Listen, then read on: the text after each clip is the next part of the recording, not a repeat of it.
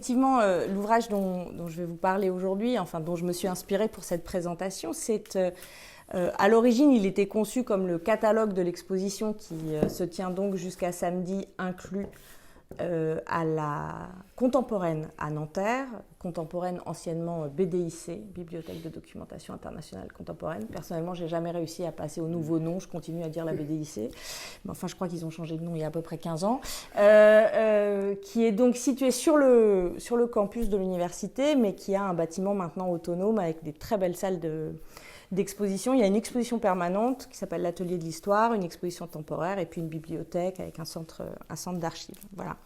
Et donc, il fallait un catalogue pour cette exposition, mais voilà, les expositions ne durent jamais très longtemps. C'est toujours un peu frustrant parce qu'on y travaille pendant, dans le cadre de cette exposition, 3 ans quand même.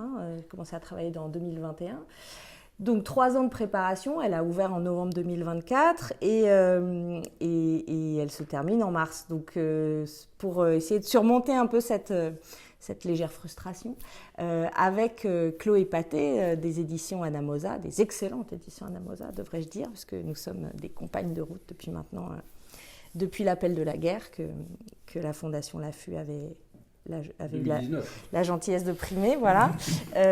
On a décidé de faire un livre en fait à mi-chemin entre le catalogue et l'essai collectif, de façon à ce qu'il y a beaucoup d'images et d'illustrations dans cet ouvrage, mais aussi des textes, alors qui sont des textes volontairement courts, ce n'est pas des gros articles scientifiques un peu obscurs, c'est plutôt des textes synthétiques qui font 3, 4, 5 pages, mais écrits par, pour chacun d'entre eux, les spécialistes de la question.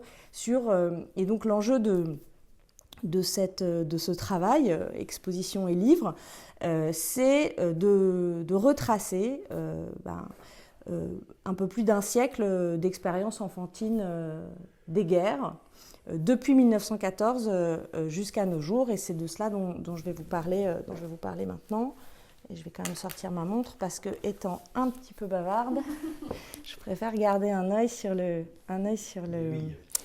absolument. Mais on peut le faire passer peut-être si vous voulez. Alors il a une particularité, vous me direz ce que vous en pensez, mais il est très léger, oui. Ce qui pour un catalogue est rare. Et moi, quand je l'ai sorti du carton la première fois, j'étais très étonnée. Eh bien, alors j'ai l'explication technique, c'est du papier gaufré. Voyez-vous, je l'ignorais absolument, mais l'éditrice qui, elle, s'y connaît, parce qu'on en avait déjà parlé à l'époque du prix en 2019, les éditions Anamosa font un travail d'édition remarquable, ce sont vraiment des artisans du livre, et des artistes même, avec des livres qui sont entièrement conçus, préparés, imprimés en France, chez des imprimeurs indépendants, enfin vraiment. Et là, pour le catalogue, elle a vraiment trouvé une espèce de compromis. Il est de belle taille et en même temps, on ne se démet pas une épaule à chaque fois qu'on l'ouvre, ce qui n'est pas désagréable non plus. Voilà. Donc, pour vous donner un peu une idée, donc, quand la Contemporaine m'a sollicité pour imaginer cette exposition, on était en 2021. Et puis, au fur et à mesure qu'on a travaillé avec Anne Tournier-Roux, ma co-commissaire, qui est bibliothécaire à Nanterre, l'actualité nous a rattrapés, ou plutôt le sujet nous a rattrapés. Il nous a rattrapés à 2 reprises. Il nous a rattrapés d'abord en février 2022, quand la Russie a envahi l'Ukraine, et que sur les télévisions occidentales, on a vu des images d'exode de femmes et d'enfants ukrainiens partir sur les routes vers l'ouest pour fuir et l'invasion et les bombardements. Images qui ont soulevé une très grande vague d'empathie dans l'opinion, sans doute parce que ces images faisaient référence à un passé commun connu. Et donc voilà, j'ai mis là pour l'illustrer, alors à gauche, la photo, c'est, vous ne la connaissez peut-être pas, mais vous en avez sûrement entendu parler, c'est Maria Lvova-Belova, c'est la secrétaire, c'est la commissaire des droits de l'enfant de Moscou, de Russie. Et c'est une proche de Vladimir Poutine, et c'est elle qui a mis en œuvre, non pas depuis 2022, mais depuis 2014, c'est-à-dire depuis l'invasion de la Crimée, le déplacement, et dans certains cas, on pourrait même dire la déportation d'enfants ukrainiens sur le territoire russe, certains étant mis dans des sortes de camps de vacances, mais qui sont en fait des camps de russification, où ils subissent de véritables lavages de cerveau idéologiques, et d'autres sont proposés à l'adoption, parce qu'ils viennent d'orphelinats, par exemple en Ukraine, mais sont proposés à l'adoption, y compris en changeant leur identité et en les faisant adopter par des familles russes à l'autre bout du pays, jusqu'en Sibérie par exemple. Et elle-même a adopté déjà une demi-douzaine d'enfants ukrainiens, dont en 2022 un adolescent de 16 ans de Mariupol. Et elle pose ici, vous voyez, avec des très jeunes enfants ukrainiens qui viennent d'arriver sur le sol russe et à qui on a symboliquement remis à chacun un petit ours en peluche. Alors, cette opération qui est présentée comme une opération non pas humanitaire, mais aussi une opération nationale, de dire que ces enfants sont russes, appartiennent au peuple russe et donc reviennent d'une certaine manière, entre guillemets, à la mère patrie, est en fait une entreprise de russification, puisque l'enjeu, c'est de les couper de leurs racines ukrainiennes. Les enfants qui étaient dans les orphelinats déplacés n'étaient pas tous des orphelins. Certains étaient des enfants qui avaient été placés par les services sociaux, par exemple, ou par la justice ukrainienne, et donc qui ont une famille. Le problème, c'est que quand ils sont déplacés dans des structures collectives, on peut éventuellement les retrouver. Quand ils sont confiés à l'adoption, c'est plus difficile de retrouver leurs traces, surtout s'ils changent de nom, par exemple. Voilà. Et pour vous donner une idée tout de suite à la fois des enjeux du livre et de l'exposition, c'est clairement pour nous, ça fait écho d'un point de vue historique à plusieurs situations où les enfants ont littéralement servi d'enjeu de tractation, et notamment les fameux bébés volés d'Argentine. Ces enfants, souvent très jeunes, c'était même souvent des bébés, de militants d'extrême gauche arrêtés sous la dictature et confiés à l'adoption à des familles argentines, soit proches de la junte, qui savaient donc, qui partageaient les idées politiques de la junte et qui ont adopté délibérément ces enfants de gauchistes pour leur donner une autre vie et une autre identité, mais aussi des familles qui ignoraient la provenance de ces enfants, qui ignoraient que ces enfants avaient été des enfants volés. Et ces enfants, on a commencé à en entendre parler vraiment au début des années 80, et ce sont les mères, les fameuses mères de la place de Mai, que le pouvoir appelait les folles de la place de Mai, qui, au fur et à mesure qu'elles se réunissaient tous les mois à Buenos Aires, ont non seulement réclamé d'avoir des nouvelles de leurs fils, de leurs filles, et puis, comprenant que leurs fils et leurs filles étaient vraisemblablement morts et on ne retrouverait jamais leur corps, ont réclamé leurs petits-enfants. Et donc ces mères de la place de Mai sont devenues aussi les grands-mères de la place de Mai, et elles ont œuvré à la redécouverte, après force enquête, d'un certain nombre, plusieurs centaines d'enfants ont été retrouvés comme ça. Alors quand ils ont été retrouvés, ils étaient déjà assez grands, adolescents, voire jeunes adultes. Pour certains, les retrouvailles se sont faites de façon relativement apaisée. Pour d'autres, ça a été, vous l'imaginez, un déchirement. D'abord de découvrir que leurs parents n'étaient pas leurs parents. Ensuite, de découvrir pour certains que leurs parents étaient des tortionnaires et que leurs parents adoptifs étaient des tortionnaires de leurs parents biologiques. Bon, vous imaginez le degré de ravage que cela peut faire. Et d'une certaine manière, la situation, même si en histoire, le but n'est pas de comparer pour comparer, mais de chercher, c'est plutôt ça ma démarche, de chercher des passerelles, de chercher des similitudes d'expérience du point de vue des enfants. Et de ce point de vue-là, j'ai trouvé que l'actualité en Ukraine faisait quand même écho à un certain nombre de situations historiques. On a été rattrapé une deuxième fois, alors que l'exposition était quasiment terminée, par les attentats terroristes du Hamas le 7 octobre 2023 en Israël contre les kibboutz, et ensuite par les représailles de l'armée israélienne sur la bande de Gaza. Il faut quand même se souvenir que avant les opérations de novembre 2023, 47% de la population gazaoui avait moins de 15 ans. Donc, pour aller vite, un Gazaoui sur 2 était un enfant.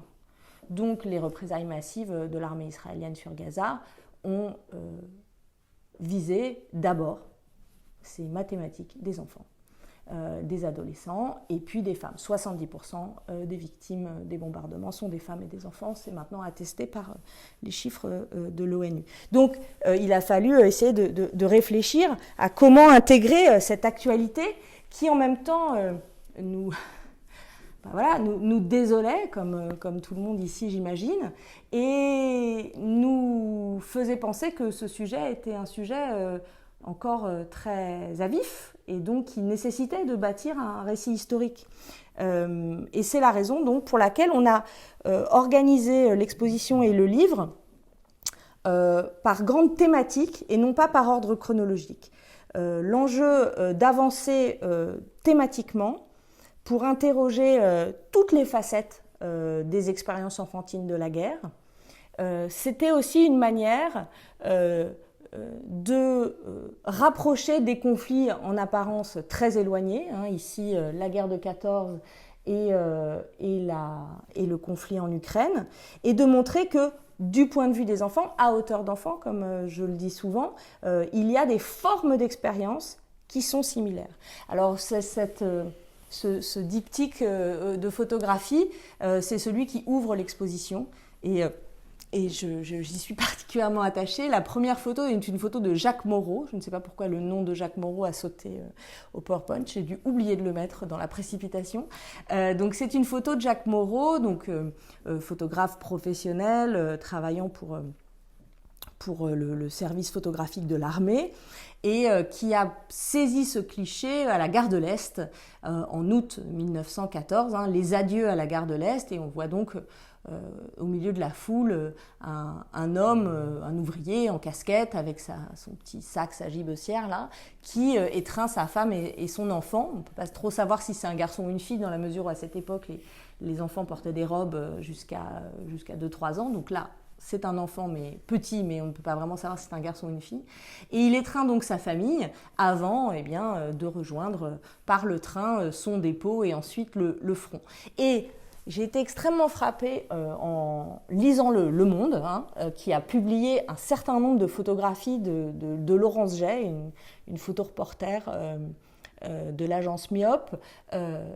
Et quand j'ai vu cette photo publiée dans Le Monde, je me suis dit, mais c'est incroyable, on dirait la photo de Jacques Moreau. Alors elle est inversée, ce sont des adieux entre un homme, sa femme, sa mère et son enfant à Odessa, sur le quai de la gare.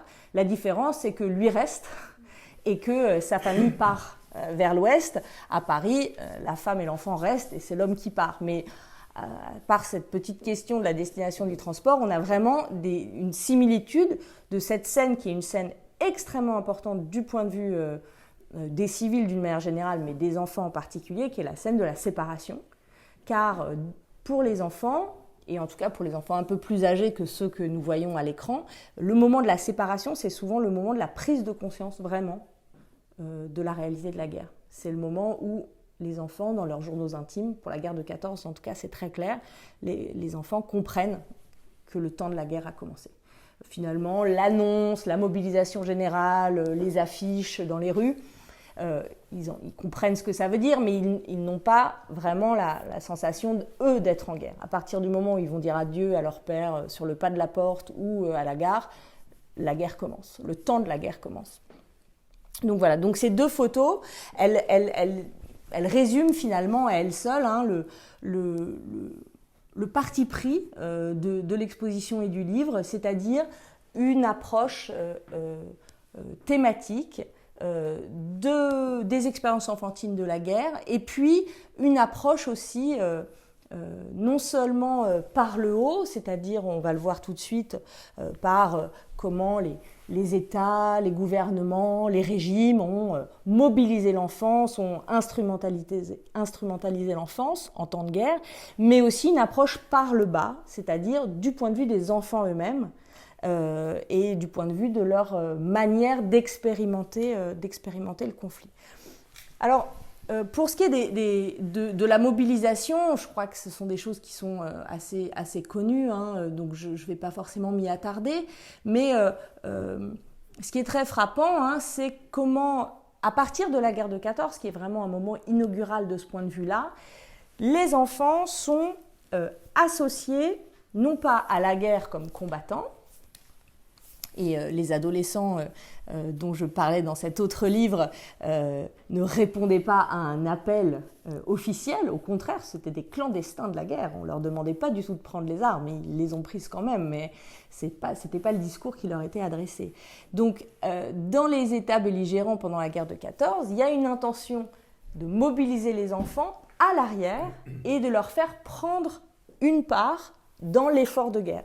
Cette part, elle peut être économique, elle peut être morale, elle peut être religieuse aussi, et elle est donc globalement culturelle. Il y a cette idée, très nouvelle en 14, que tout le monde a un rôle à jouer dans l'effort de guerre, et que donc l'idée que nous pourrions avoir, par exemple, spontanément, de protéger les enfants comme catégorie, de les mettre un peu à l'écart de la guerre, cette idée vraiment n'existe quasiment pas en 1914. Il y a cette idée vraiment de faire participer les enfants à l'effort de guerre en leur demandant de quêter pour les soldats, voilà.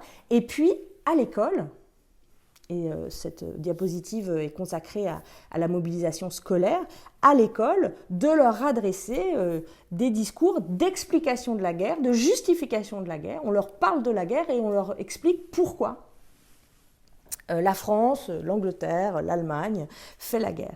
Et ce discours de mobilisation scolaire, il a une certaine efficacité, en tout cas au début de la guerre, et on le retrouve dans les dessins qui sont pour moi un matériau particulièrement précieux parce que c'est une forme d'expression des enfants. Hein. Vous voyez, l'écolier a coupé sa feuille en deux. D'un côté, ils donnent leur sang, ce sont les combattants français. De l'autre, ils donnent leur argent.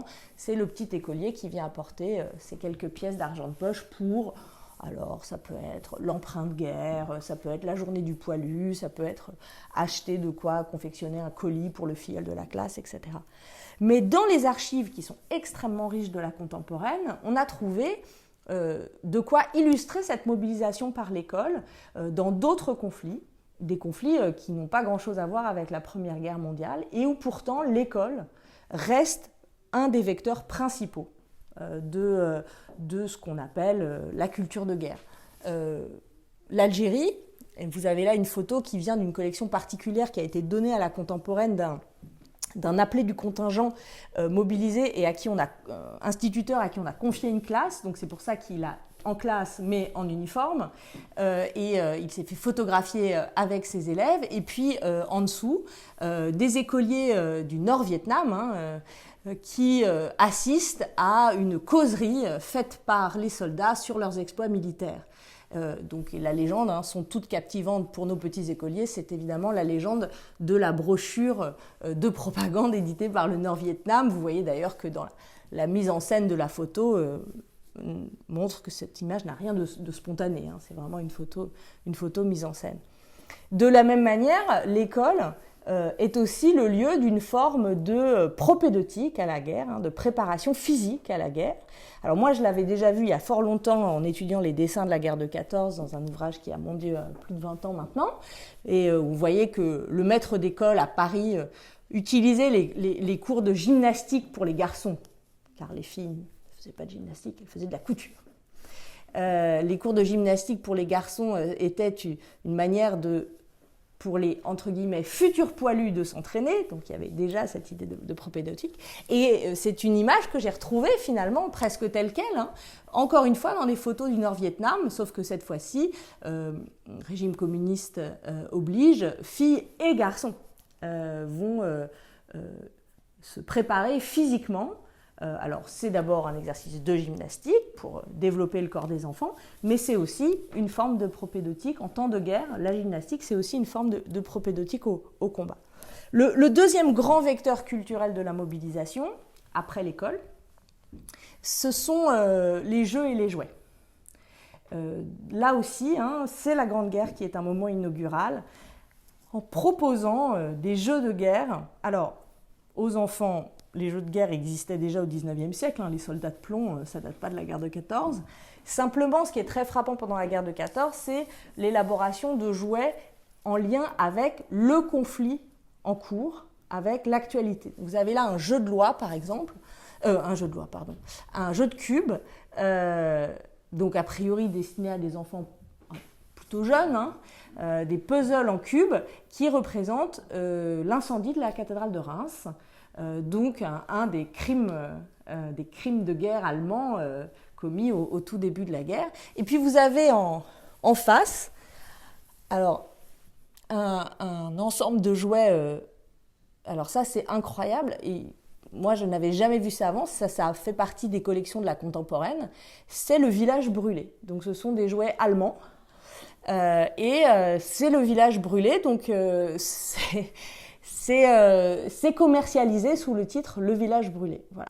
Bon, plus classique, à gauche, le char. Alors c'est une tirelire, c'est un char tirelire de la guerre de 14.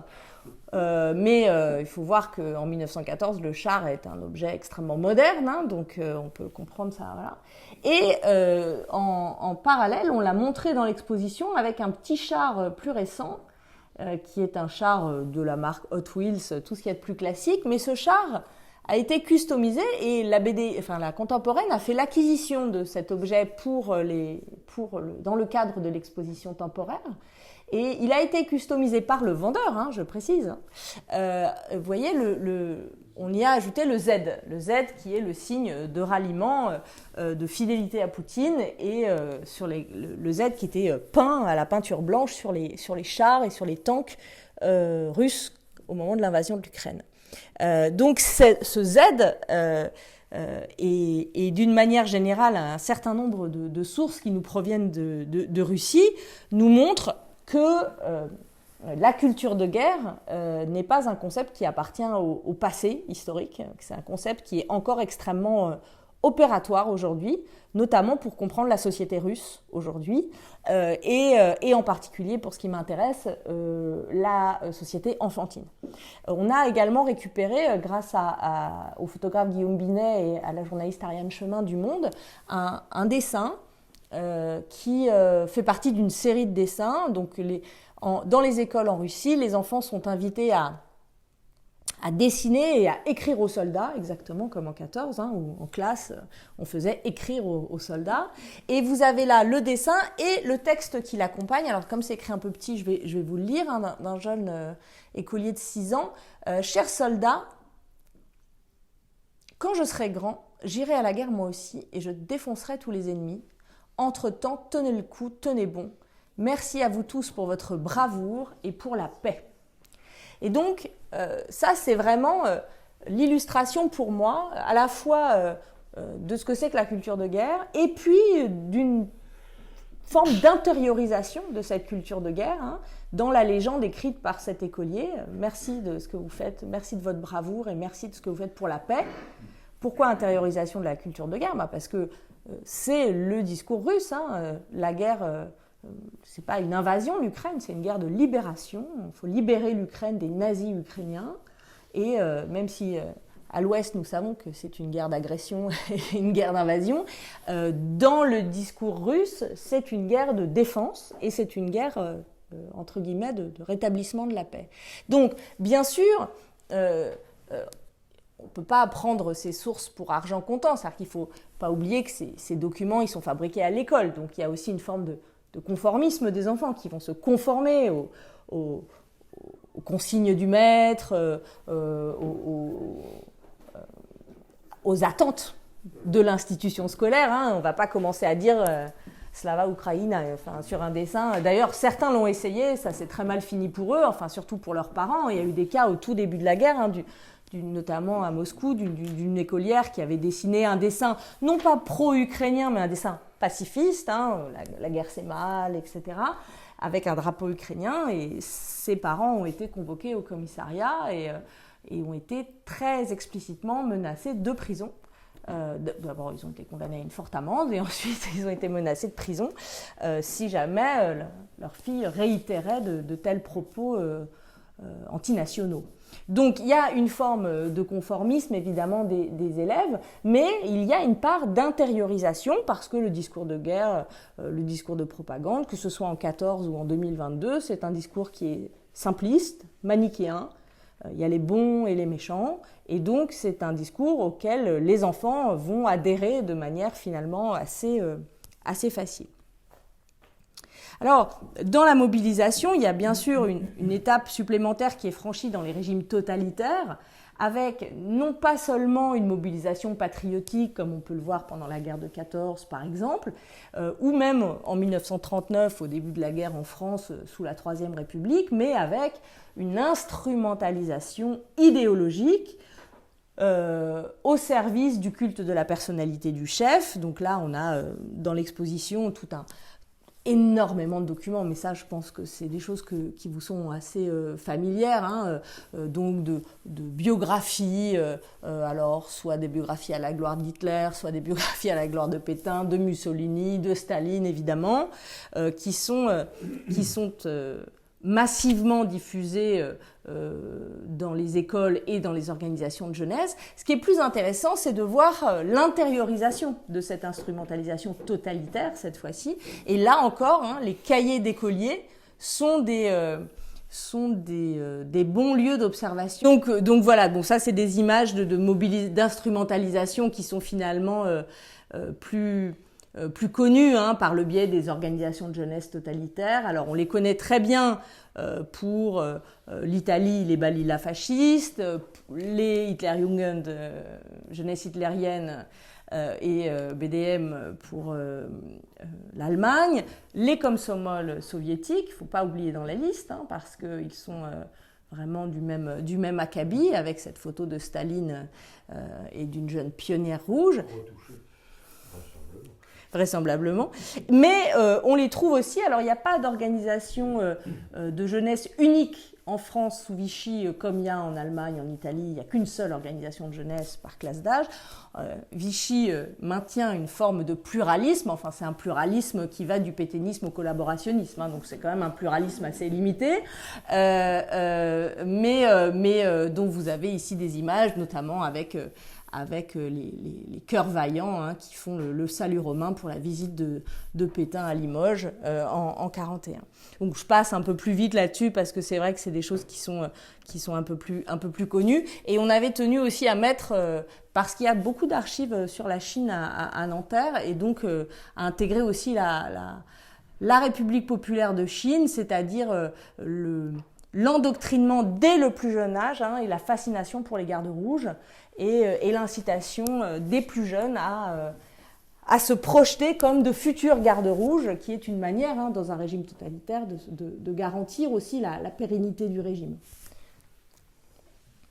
Alors, j'en viens maintenant à des choses peut-être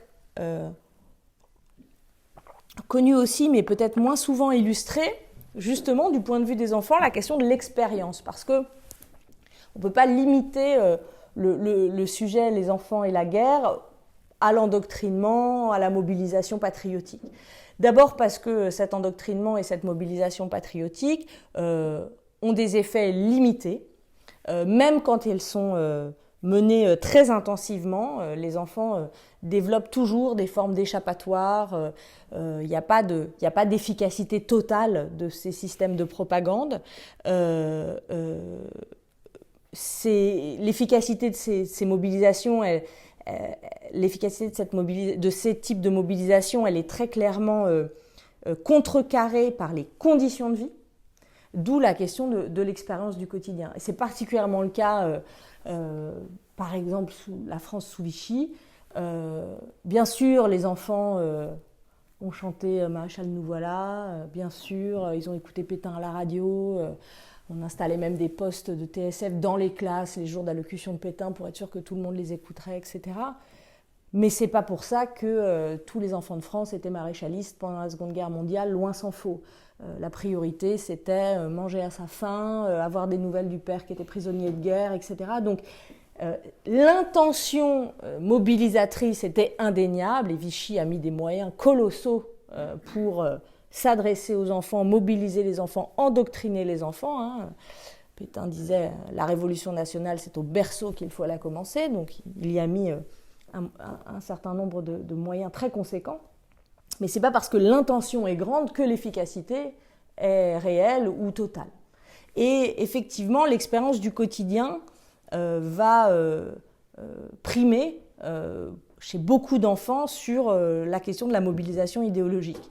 Alors l'expérience au quotidien de la guerre, c'est en gros comment la guerre fait irruption dans le quotidien des enfants. Elle fait irruption par, on l'a déjà dit, la séparation avec les pères, elle fait irruption par la destruction du foyer, l'obligation de quitter la maison, elle fait aussi effraction, la guerre, dans la désorganisation de la vie quotidienne et notamment des questions de pénurie, d'alimentation, d'accès aux ressources vitales. Et j'ai été très frappée en parcourant les nombreuses collections photographiques de Nanterre de trouver des sortes de fils rouges. Alors je ne vous les ai pas tous mis parce que l'exposition fait 300 mètres carrés, donc il y a beaucoup de documents. Je me suis dit que si on n'avait qu'une heure pour discuter, il fallait se résumer.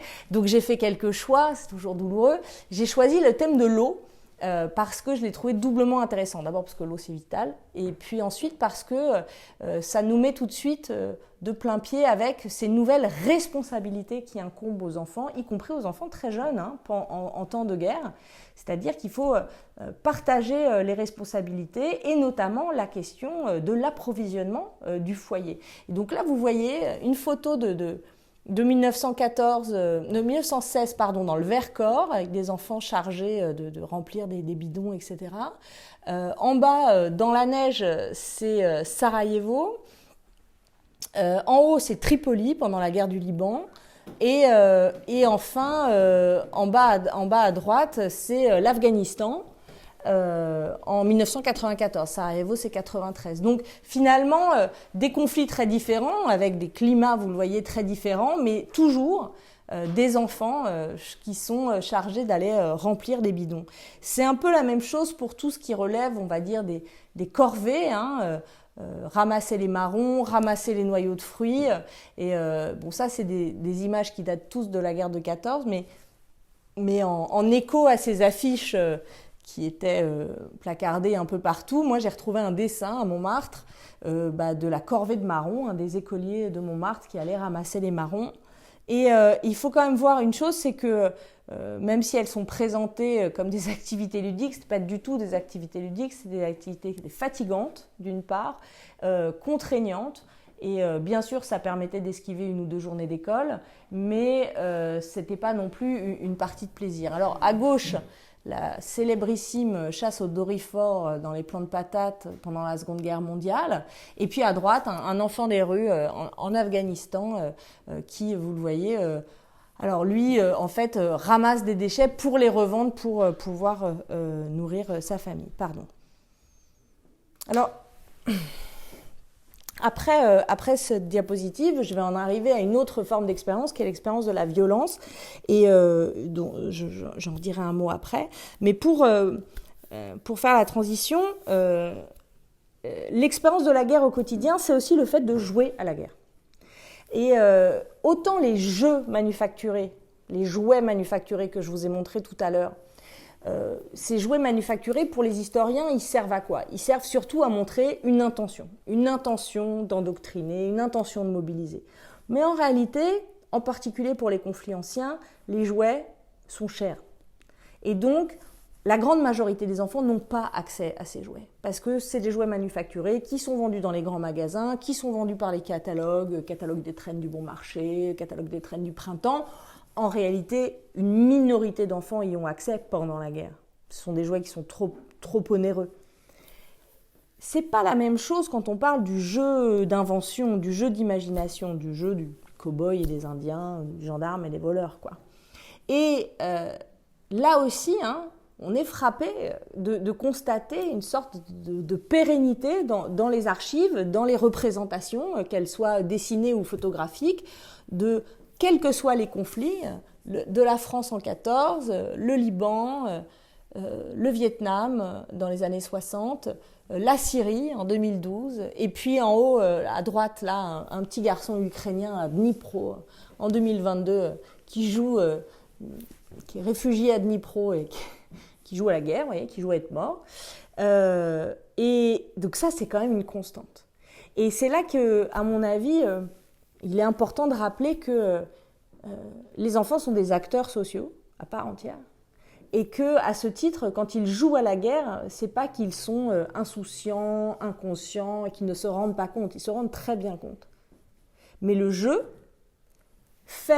est un moyen pour ces jeunes acteurs sociaux, d'une certaine manière, de rétablir une forme de contrôle sur la réalité, sur la situation. Parce que quand vous tuez quelqu'un dans un jeu, quand t'es mort, l'avantage, c'est qu'il se relève à la fin, quand le jeu est terminé.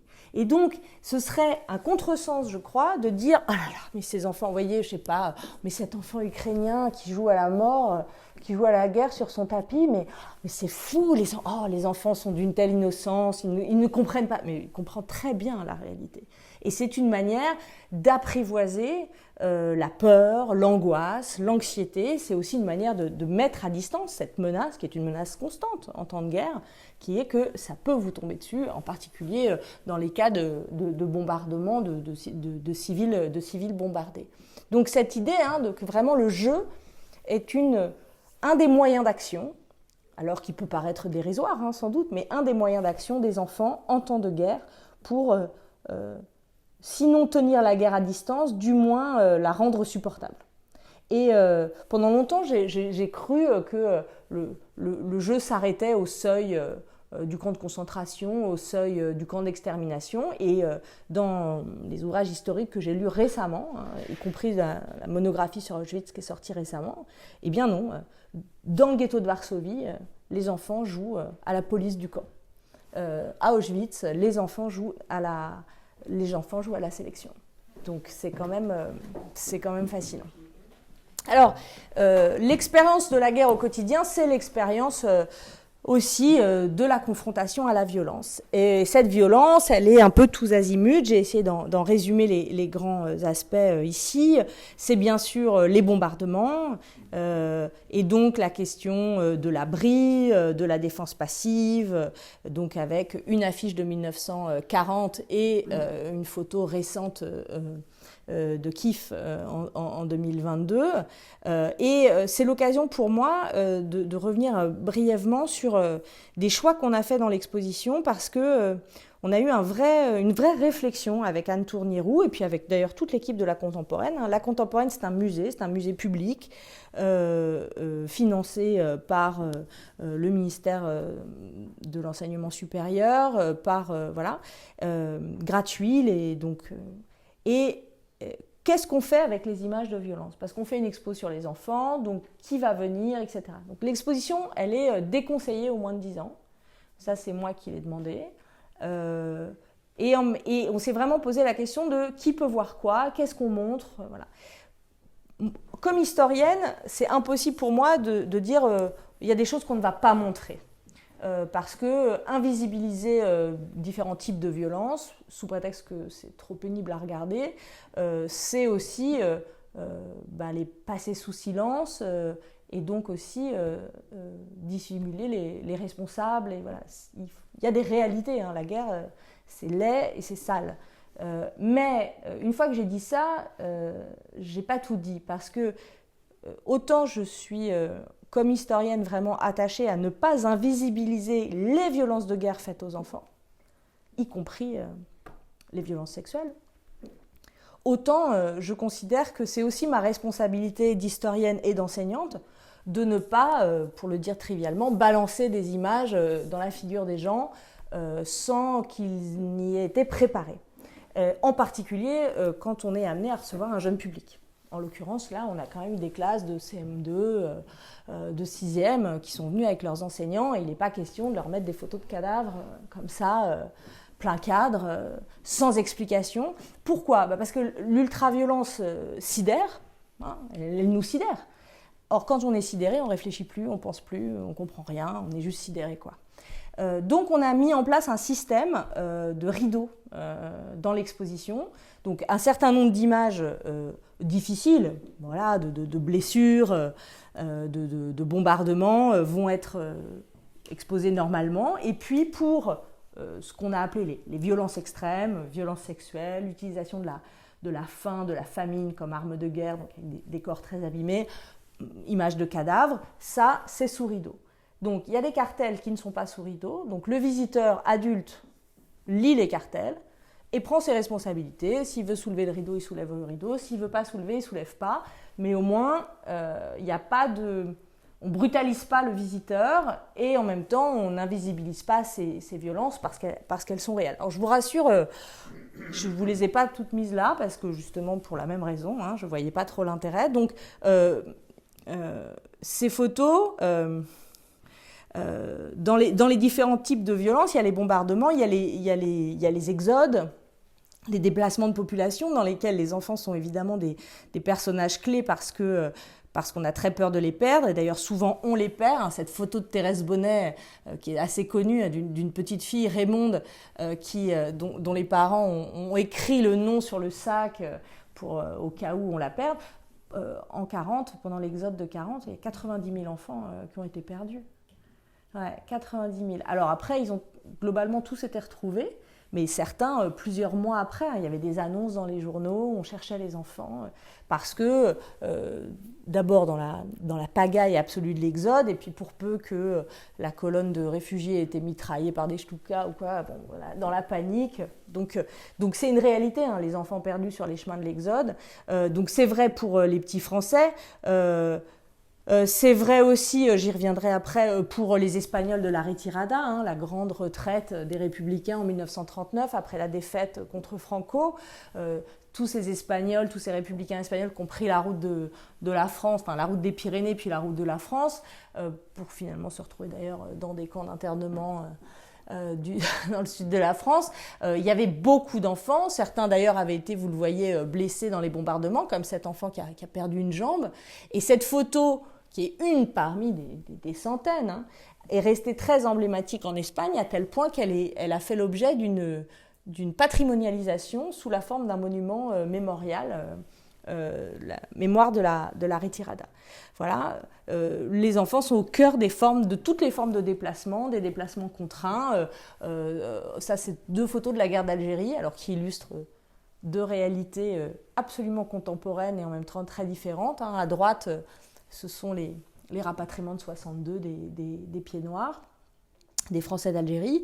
Et puis à gauche, ce sont tous les déplacements. Il y en a eu énormément, hein, des villages entiers, des douars entiers qui ont été déplacés par l'armée française et installés dans des camps en bord de mer où ils ont abondamment souffert de la faim.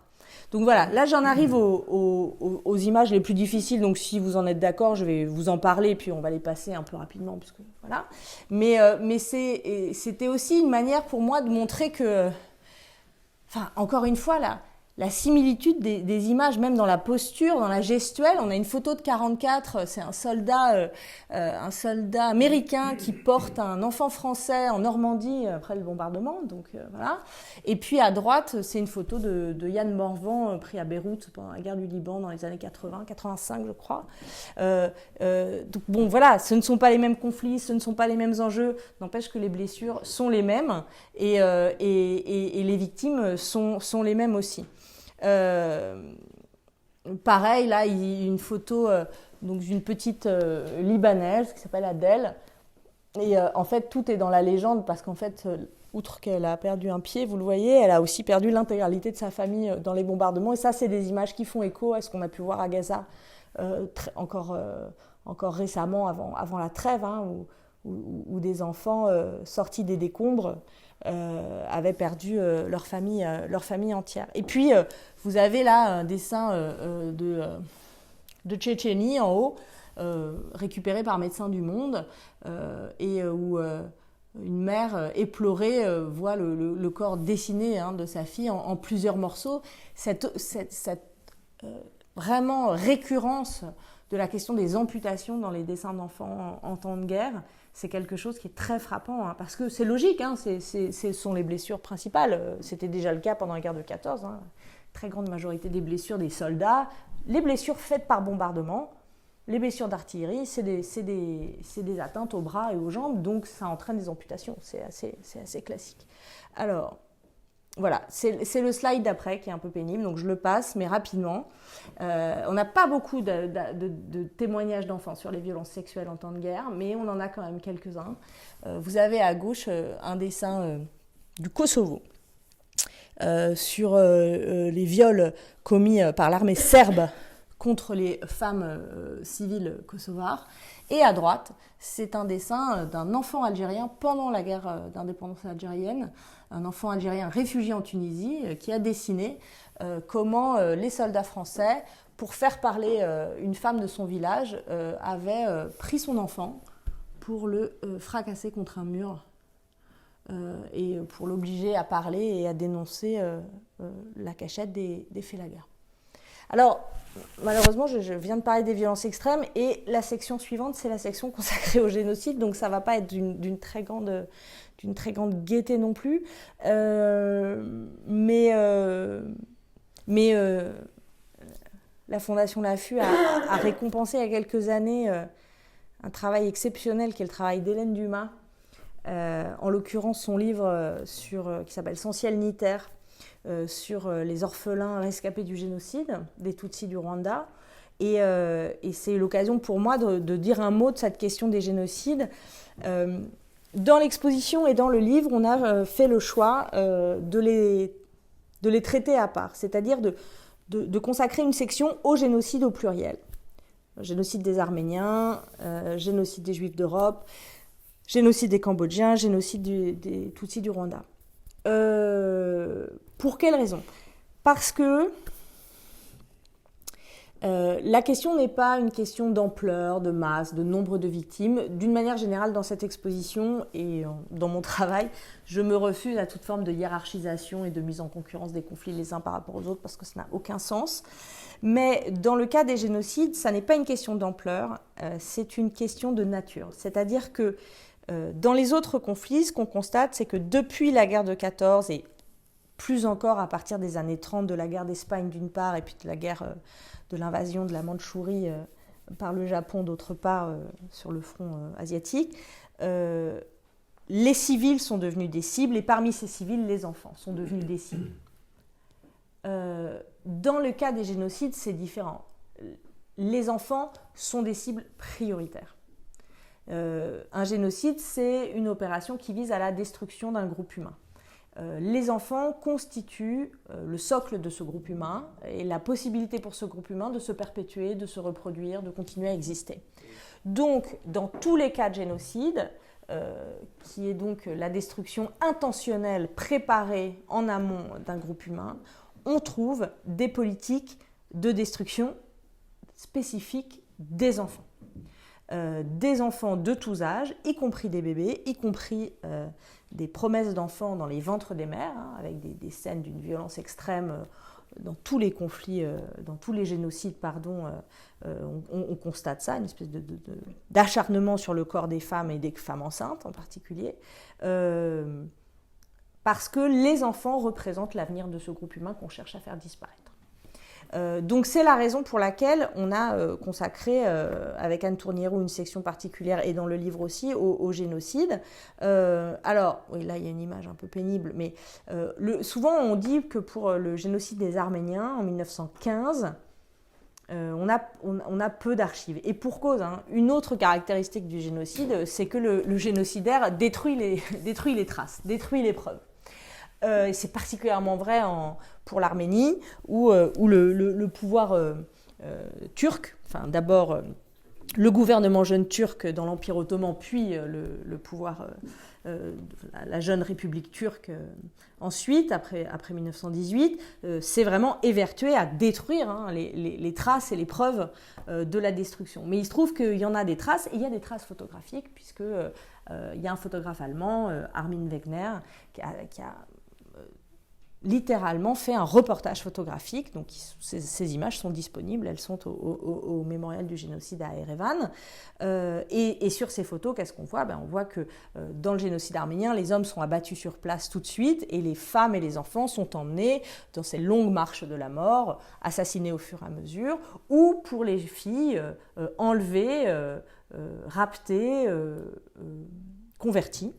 On leur change leur identité, mais c'est un peu ce dont on parlait tout à l'heure, c'est une autre forme de disparition. Donc il y a des images du génocide arménien qui sont très pénibles, qui rappellent d'ailleurs d'une certaine manière les images de la Shoah. Dans le cas du Cambodge, vous avez le dessin de droite, qui est un dessin d'un jeune rescapé du génocide cambodgien, 14 ans. Il y a cette idée que les enfants ne font pas exception. Les enfants sont détruits au même titre que les autres, entre guillemets, ennemis visés par les Khmers rouges, et peut-être même plus détruits encore, puisqu'on va les traiter comme du bétail. Je vais juste vous parler du dessin de gauche, parce qu'il est assez fascinant. C'est un dessin d'un enfant du camp ghetto de Theresienstadt. Et ça fait partie des rares dessins qui sont sortis du camp, enfin plus exactement qui ont été enterrés et qui ont été retrouvés après la guerre, qui sont maintenant au musée juif de Prague et qui nous a très aimablement autorisé à en reproduire un certain nombre dans l'exposition. Mais je les ai mis ensemble parce qu'il y a cette vision du squelette dont on ne sait pas si c'est un squelette vivant ou un squelette déjà mort, mais qui dans les deux cas nous dit bien cette expérience de la destruction. Alors ça, c'est des dessins du Rwanda qui ont été publiés en 2000 par un psychologue, Serge Baquet, mais qui ont été réalisés dans les années qui ont suivi le génocide d'Avril, donc en 1994. Et c'est là aussi que pour nous, historiennes de l'enfance en guerre, les dessins d'enfants sont vraiment une source essentielle. Parce que les dessins sont une forme d'expression, alors parfois conformiste, comme le tank du petit russe qu'on a vu tout à l'heure, mais aussi parfois très personnel, très spontané, etc. Et dans le cas des génocides, c'est particulièrement vrai, c'est-à-dire que le dessin va permettre à un enfant de représenter son expérience ou de dire quelque chose de ce que cette expérience a eu comme conséquence pour lui, qu'il ne pourra pas forcément dire autrement avec des mots. Si je prends l'exemple de droite, c'est un Paul, 14 ans, qui raconte la légende, les Interamwe. Donc les Interamwe, c'est les... Si vous avez déjà entendu Hélène en parler, elle en parlerait bien mieux que moi, donc je vais essayer de ne pas dire trop de bêtises. Mais les Interamwe, c'est les milices. C'est les milices gouvernementales, les milices Hutus. C'est pas les villageois, c'est vraiment les milices. Les Interamwe sont venus, ils ont tué les voisins et brûlé la maison. Je me suis cachée dans un champ de sorgho. Donc vous voyez, il s'est représenté dans le camp de sorgho, dans le champ de sorgho, pardon. On voit la maison qui brûle, on voit les miliciens, on voit un corps, des voisins. Et on a là à la fois la réalité de l'expérience, il s'est caché là, et bien vous avez vu qu'il n'a pas de bras. Cette absence de bras, c'est pas qu'on lui a coupé les bras, c'est une manière, parce qu'on sait que par ailleurs il n'a pas été amputé des bras, c'est l'impuissance, c'est une manière de traduire le sentiment d'impuissance de cet enfant qui a 14 ans quand il dessine, donc 11 ou 12 ans quand il a vécu cette scène, de ce déferlement de violence et de haine et de ce sentiment d'impuissance. Les enfants, Hélène le dit magnifiquement dans son livre, l'importance de la nature au Rwanda et l'importance de la nature pour les enfants en particulier qui s'y sont cachés dans les marais, dans les champs, dans les forêts pour essayer d'échapper à leurs assassins. Et si l'enfant a 14 ans, il y a un décalage entre son âge et le dessin. Alors, deux choses. D'abord, les codes graphiques sont pas les mêmes pour un enfant en fonction de la culture. Donc, Paul, 14 ans, c'est en 2000 quand le livre est publié. Le dessin, il a été réalisé 3 ou 4 ans avant. d'une part. Et d'autre part, ça c'est la psychologue Alice Tiziarizzi qui le dit très bien, il ne faut pas lire les dessins des enfants qui viennent on va dire, d'ères culturelles différentes des nôtres avec nos codifications graphiques à nous, parce qu'en fait, ils ont des formes de représentation qui ne sont pas selon... De même que on a beaucoup de dessins dans l'expo d'Amérique latine et qui sont vraiment... Enfin, il y a vraiment des manières de dessiner, de même que, je ne sais pas si vous avez, enfin, j'imagine que vous le savez, mais de même qu'il y a des graphies différentes, il y a des manières de former les lettres, outre qu'il y a des écritures de droite à gauche et de gauche à droite, mais il y a des graphies qui sont culturellement des manières de former les lettres qui sont très différentes d'une région du monde à une autre. C'est la même chose pour les dessins. Alors, pour terminer, je vais essayer de terminer sur quelque chose d'un peu plus positif. J'ai juste... Oui, sortir de la guerre, ça va nous faire du bien à tous. Je termine juste sur celui-là, et puis après, je vous promets, je vous parle de choses un peu plus gaies. C'est encore un dessin du Rwanda. C'est un autoportrait d'une écolière qui s'appelle Beata, qui a 8 ans, qui est donc rescapée du génocide et qui vit dans l'orphelinat où travaille Serge Baquet. Et elle dit « C'est moi, avec mes camarades, on joue devant le centre ». Donc devant le centre où ils sont accueillis. Donc c'est la plus grosse forme, c'est Beata et les autres. Donc, on voit vaguement des jambes, des pieds, mais pour moi, c'est... on en a souvent parlé d'ailleurs avec Hélène. Pour moi, c'est peut-être la meilleure manière de faire comprendre à des non-spécialistes ou à mes étudiants, par exemple, ce que signifie le trauma. Le trauma de guerre. Le traumatisme, terme qu'on a un peu trop tendance à utiliser à tout bout de champ et on est tous traumatisés par quelque chose, etc. En réalité, le trauma, c'est quelque chose de très spécifique. C'est l'effraction de la mort dans la psyché d'un sujet. C'est la déflagration interne, intime de la psyché. Et là, dans le cas de Beata, on a tout à fait ça, c'est-à-dire qu'on a une enveloppe corporelle, mais qui est comme une coquille vide. Il n'y a plus rien à l'intérieur, il n'y a pas de visage, il n'y a pas d'humanité, en fait. Et c'est sans doute une des représentations, pourtant, en apparence, la moins violente. Ce n'est pas les scènes précédentes que j'ai pu vous montrer qui sont pénibles à voir, il faut bien le dire. Mais quand on y prête un petit peu attention et quand on relie la légende en fait au sens du dessin, on prend la mesure aussi. Et c'est ce que montre très bien Hélène, c'est-à-dire que ces enfants rescapés, une partie d'eux est morte en fait pendant le génocide. Et donc ils sont comment ? Ils sont vides. Ils sont vides, voilà. Ils sont vides et puis ils éprouvent une forme de décalage en fait avec le reste de la société, voilà. Alors sortir de la guerre, parce que ça fait du bien aussi de sortir de la guerre parfois, même si c'est pas forcément très encourageant ce que je vais dire. La première déclaration des droits de l'enfant, la toute première, c'est la déclaration de Genève. Elle date de 1924, ça fait un siècle. Ce qui est finalement assez préoccupant. C'est-à-dire que l'impression qu'on a, c'est que la législation internationale qui existe depuis un siècle et qui s'est quand même considérablement étoffée depuis un siècle, finalement reste encore très impuissante à véritablement protéger les droits des enfants en temps de paix et en plus forte raison en temps de guerre. Mais il y a quand même, dans les manières de sortir de la guerre, à la fois individuelles et collectives, il y a quand même eu dans l'histoire des expériences extrêmement intéressantes et finalement assez porteuses d'espoir. Et une de ces expériences, ce sont les républiques d'enfants. Je ne sais pas si vous en avez déjà entendu parler. Donc, au sortir de la Seconde Guerre mondiale en 1945, sous l'égide de la Croix-Rouge, sous l'égide d'associations philanthropiques, sous l'égide d'associations d'associations internationales de secours aux enfants, sont créées ces maisons d'enfants, ces républiques d'enfants, où, là en l'occurrence c'est une image en Allemagne, où les enfants orphelins sont invités à à apprendre la démocratie, à faire l'expérience de la démocratie directe. Donc ils s'organisent, ils votent, ils partagent les tâches, ils publient des journaux. Et il y a une dimension, il y en a beaucoup en Suisse de ces républiques d'enfants. Et dans ces maisons en Suisse, il y a une dimension internationale, puisqu'il y a des enfants de toute l'Europe qui ont perdu leur famille et qui viennent finalement apprendre la démocratie. Donc là, vous avez à droite un tribunal.